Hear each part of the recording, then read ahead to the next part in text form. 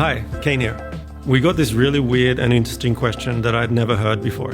And the question is, will vinegar stop my jeans from fading?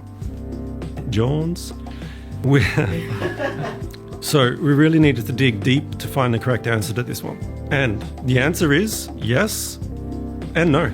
If we would rephrase the question to will vinegar help maintain the indigo when washing, the answer is yes. By soaking or washing your dry jeans with a cup of white vinegar, the acid in the vinegar helps prevent the indigo from discharging into the water. Plus, vinegar is also a natural bacterial killer that neutralizes nasty germs that may be living in your denim. It would also remove any strong odors from your jeans.